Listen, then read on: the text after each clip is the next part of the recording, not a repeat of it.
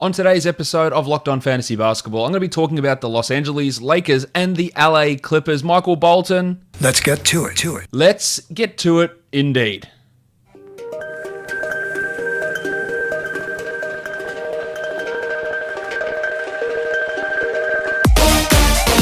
You are Locked On Fantasy Basketball, your daily fantasy basketball podcast, part of the Locked On Podcast Network, your team every day.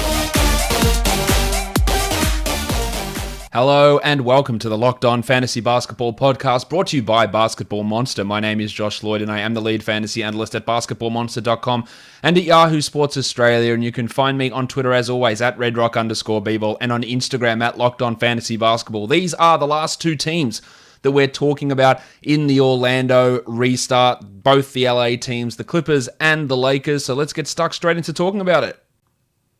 To talk about the LA Clippers, I'm joined by one of the hosts of the Locked On Clippers podcast. William Updyke is here with me. Will, welcome back to the show. Thanks so much for having me on. Great to be here. So basketball is sort of back. We had a Clippers scrimmage game a couple of days ago, but what we're here to look at is the resumption of the 8-game regular season for people who are playing in fantasy leagues and people to get a bit of a refresher for DFS. How hard are the Clippers going to actually go here in these games, considering they're pretty much locked into the 2 seed? Well, initially I think they were going to coast, and I still think that that's going to be somewhat of the intention. Obviously, where it gets a little bit tricky is just with the roster as depleted as it is right now. We haven't gotten any updates on Ivica Zubac. We haven't gotten any recent updates on Landry Shamet. Montrezl Harrell obviously left the bubble. Patrick Beverley left the bubble ahead of yesterday's scrimmage. So I think that they're not going to worry about seeding. The emphasis is always going to be put on health. But I do think given given some of the shortages, there are going to be some guys who are probably going to have to play extra minutes than we would like them to in these games, just because we need bodies, really. Yeah, so you touched on those guys who aren't there. Shamet, Beverly, Harrell, and one other one, Zubac. Zubac, So they don't really have a center on this roster outside of Noah and Patrick Patterson, who played some center there because they didn't bring Kevin Galley with them there either. So in terms of this rotation, we just don't know if these guys are going to come back. But say we do have limits in terms of, there is no either one of Shamet or Beverly, or there's one of Zubac or Harrell isn't playing. Who's the guy to really pay attention to? Is it someone to come from left field like a Terrence Mann? Is it just going to be Reggie Jackson stepping up? Do we just get a lot of Joakim Noah minutes? Like how do you sort of see those holes potentially being filled? Well, I guess I'll address the 5 first. Noah really impressed the heck out of me the other day. His passing to the perimeter is just something that we haven't really had with either one of our 5s. Montrezl Harrell, he can get a little bit tunnel vision. Obviously, a great scorer. And Ivica Zubac, he's just kind of never really had that vision to be a sort of passing big. So I do see him. Probably he played 15 minutes at the scrimmage. I would, with the absences, I would see his minutes sticking around that 15 to 20 minute mark. And then at the 5, the other guy to watch is probably going to be JaMychal Green. Doc has talked about running a small ball lineup with Marcus Morris and JaMychal Green in the front court. We only saw it for like 22 minutes during the entirety of the regular season. And we didn't see much JaMychal at the 5 really at all since the playoffs last year. But it has clearly been something that he's been thinking about. I'm not sure if it was something that he wanted to hold in his hand until the playoffs, but I think that that's going to be another one to watch. Patterson, while I was impressed with his 3-point shooting, he was getting cooked on defense. I really don't know. He's really going to have to step up play to be getting any of those minutes. And then at the guard, so with the absences of Shamet and Beverly, the main guys to watch are Terrence Mann, like you said, Amir Coffey, who he had some turnover trouble yesterday, but I was a fan of his defensive game. And the other one to watch is obviously Rodney Magruder, who's been up and down this season.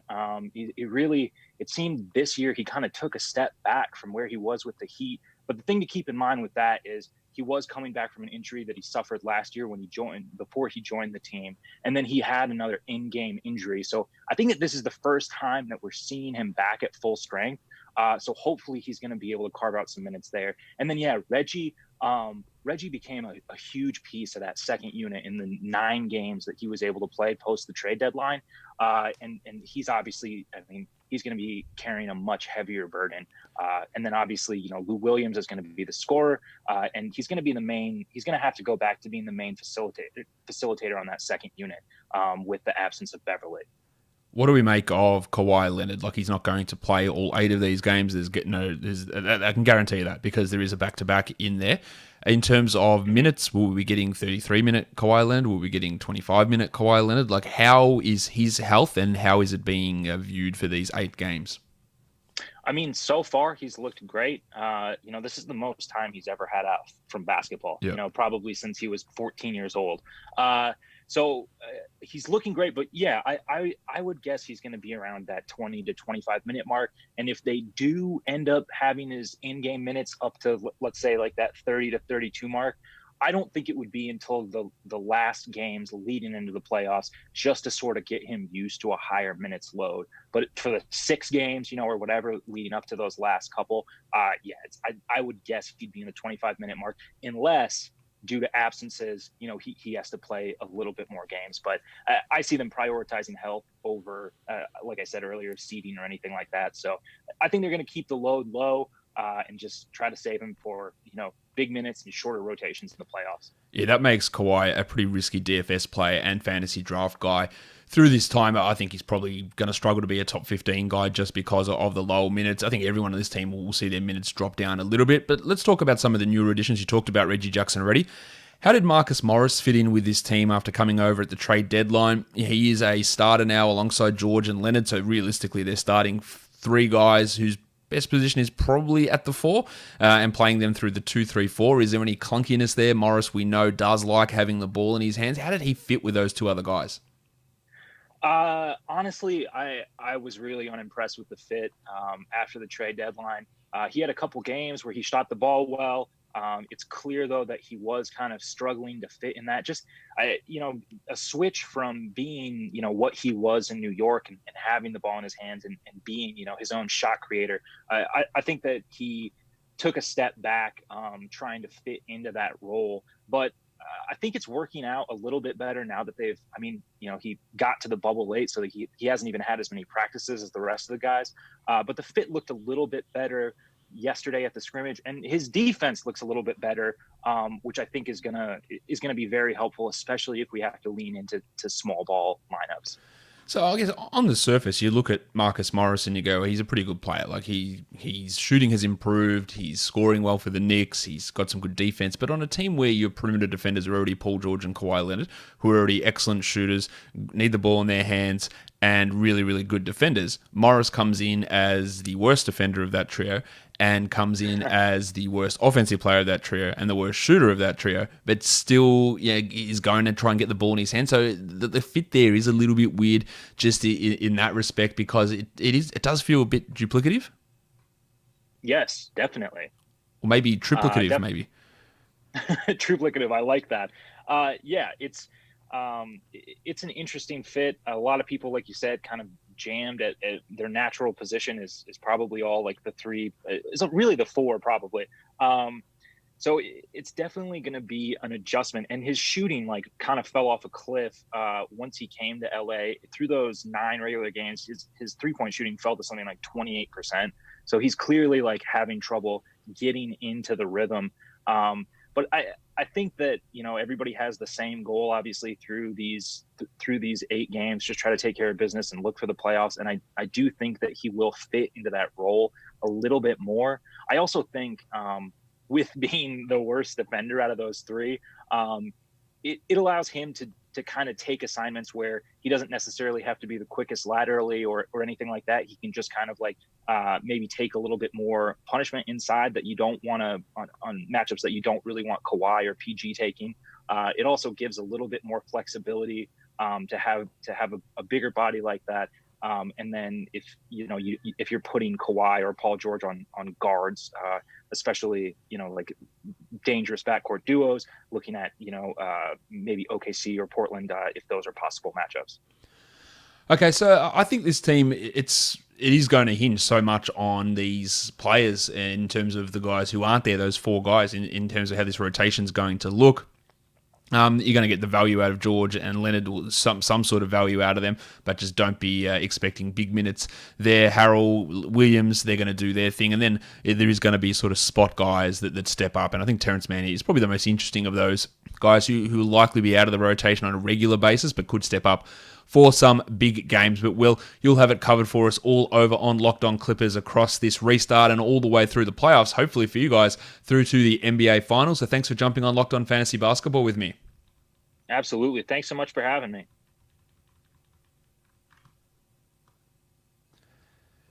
All right, so the last team for us to talk about now is the Los Angeles Lakers. I'm going to talk about the Lakers now because they're a team who pretty much is locked in as the number one seed in the Western Conference. Battling the Bucks for number one overall record doesn't mean anything.